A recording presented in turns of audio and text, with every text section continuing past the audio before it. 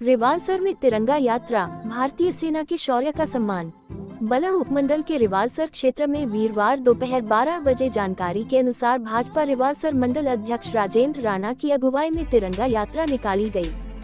कार्यक्रम में बलह विधायक इंद्र सिंह गांधी विशेष रूप से उपस्थित रहे। ये तिरंगा यात्रा बाबा लोमस ऋषि मंदिर रिवालसर से शुरू हुई और झील परिक्रमा के साथ रिवालसर बाजार से होते हुए रिवालसर अस्पताल के पास पूर्ण हुई। ये यात्रा कश्मीर के पहलगाम में हुए आतंकी हमले के जवाब में भारतीय सेना की कार्रवाई ऑपरेशन सिंदूर की सफलता के सम्मान में आयोजित की गई। राजेंद्र राणा ने कहा कि प्रधानमंत्री नरेंद्र मोदी के नेतृत्व में भारतीय सेना देश विरोधी ताकतों को मुंहतोड़ जवाब देने में पूरी तरह सक्षम है। उन्होंने ऑपरेशन सिंदूर को सेना के नेतृत्व की सफलता का प्रतीक बताया। इस अवसर पर भाजपा मंडल अध्यक्ष राजेंद्र राणा, विभिन्न महिला एवं युवक मंडलों, भूतपूर्व सैनिकों, विभिन्न स्कूलों के बच्चे, व्यापारियों व पंचायत प्रतिनिधियों सहित बड़ी संख्या में स्थानीय जनता ने भाग लिया और पाकिस्तान के खिलाफ रोष प्रकट किया।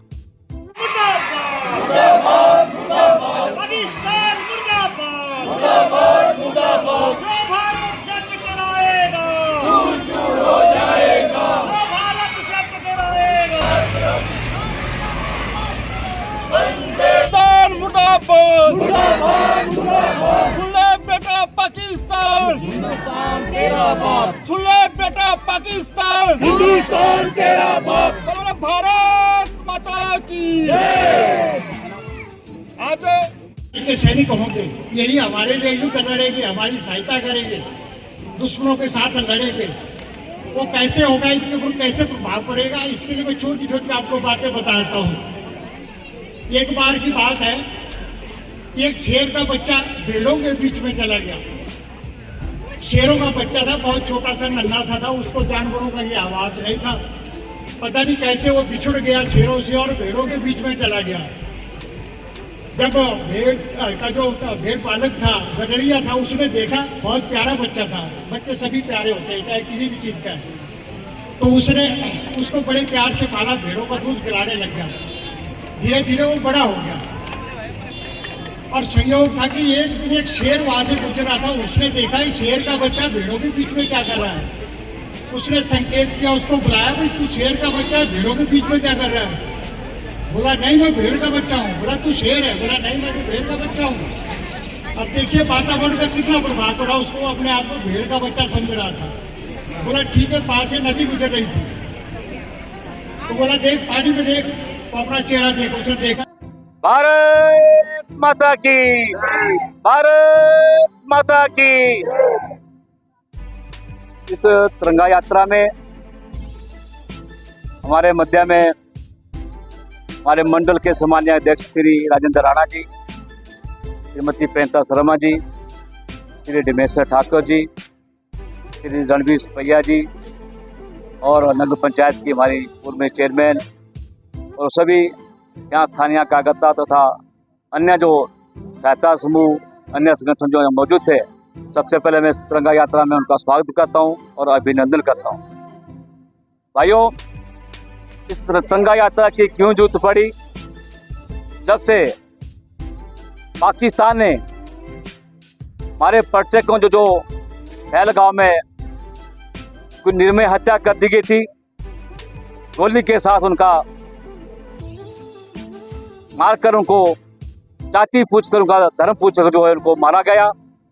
और जिन फौजी भाइयों ने उस लड़ाई को लड़ने के लिए प्रयास किया और भारत में विजय हासिल की, उन भारत सेनाओं के लिए हमने तिरंगा यात्रा का मान और सम्मान देने के लिए उनको सलाम करते हैं।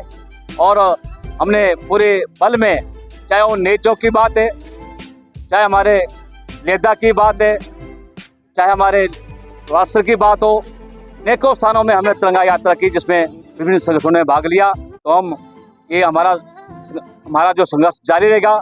जिन फौजी भाइयों ने संघर्ष को जारी रखा है और जिन बहनों का पाकिस्तान ने जो है सिंदूर उजाड़ा है, उनके प्रति हम बैठेंगे नहीं।